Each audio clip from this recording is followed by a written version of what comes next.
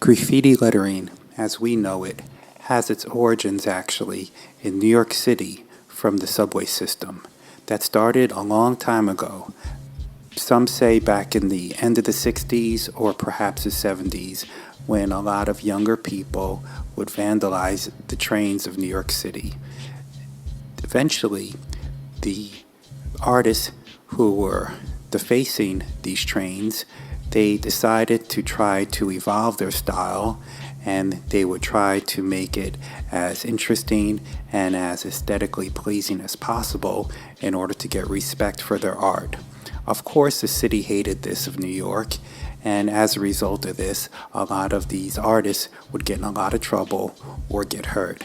It's illegal and it's dangerous, so I would never recommend anyone doing anything of this sort. However, the way that the graffiti style lettering evolved, a lot of people started to appreciate the way it could draw attraction to the areas. Eventually, these artists, they learned how to get permission for their art, and they would get commissions, and they would even put their artwork on canvases, and a lot of artists became famous as a result of that. Nowadays, we call them street artists.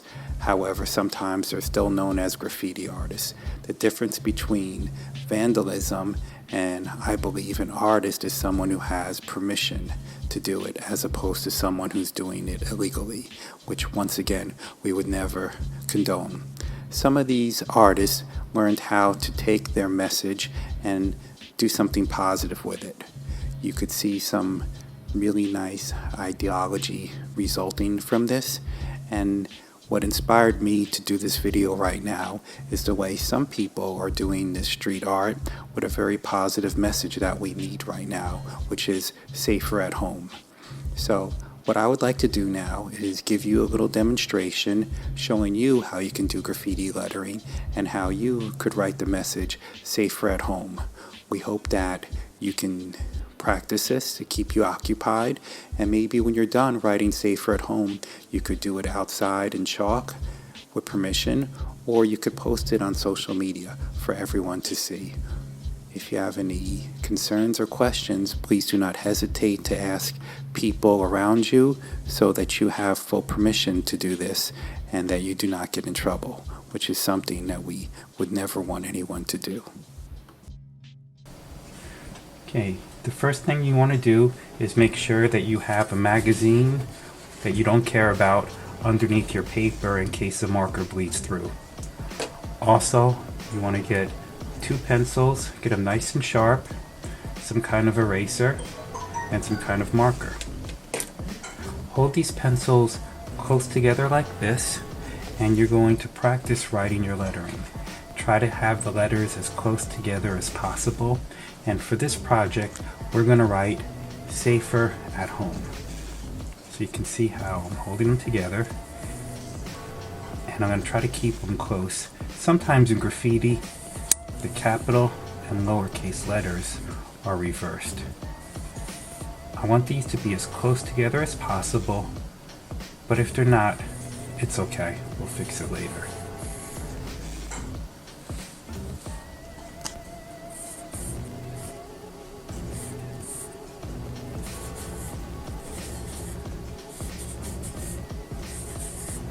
So if you look at it right now, it looks like a big mess, but we're gonna fix it. In graffiti, the arrow is a very popular icon. To do that in the beginning and or the end, just put a triangle like this. And then what I want you to do is close up all the letters like this. I wanted these to be close together to touch, but if they're not touching, you can make them touch with a very simple technique called piping. That's where you just kind of extend the lines like this so it touches.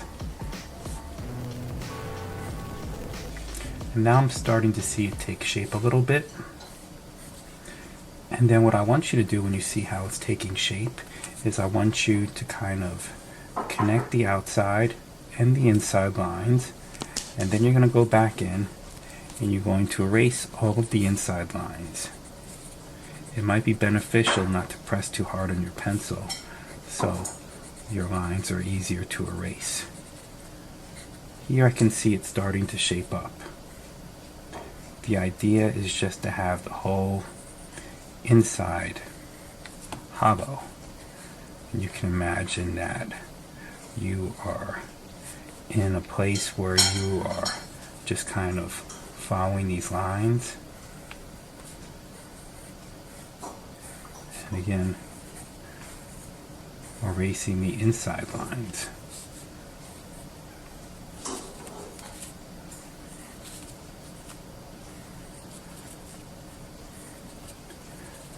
I could take my time and I could do this nice and slowly, but so it doesn't get too boring in the video, I'm going to go ahead to the next step, which will be something that some of my more advanced students can get to right away. Once you can see how it's shaping up, brush your eraser marks away and just outline the outside line. Be very careful that you don't do any of the inside lines though.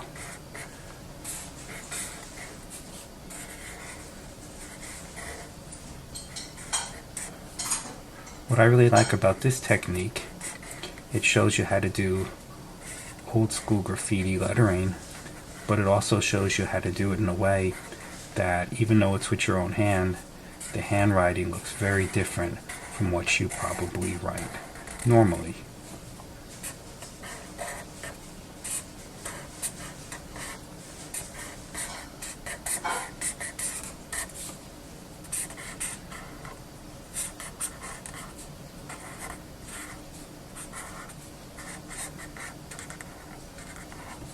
It also helps if you are familiar with the way the letters look normally to help you.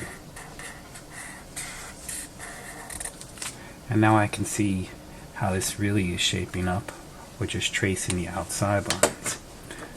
And then I'd like to go over with a bigger eraser, holding my paper carefully, and just erasing all of the inside lines.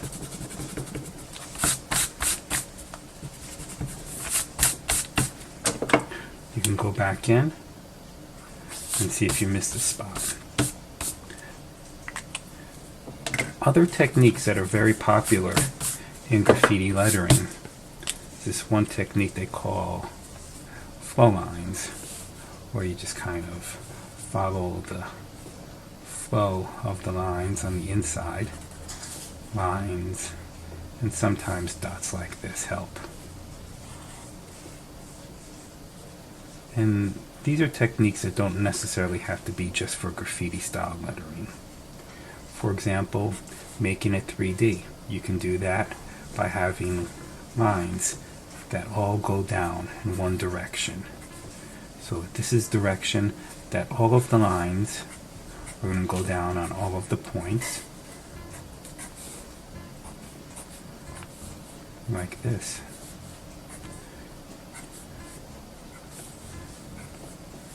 The inside will just kind of follow the inside, the outside line, if that makes sense. And then I'll just kind of go from there.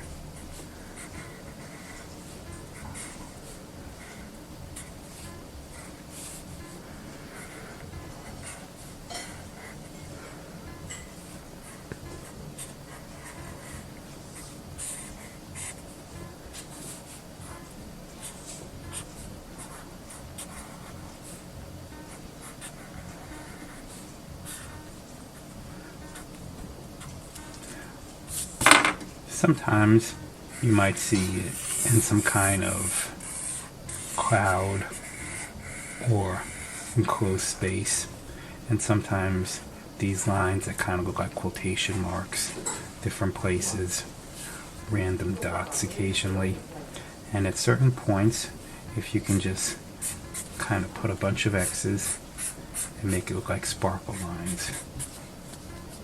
And then from here, maybe you can treat it like a work coloring sheet and just color it the way you want. And then I thought it would be great if you could maybe copy this outside with chalk or post it on social media maybe our Twitter feed on Knox County Schools, KCS, or just wherever, however you want to do it.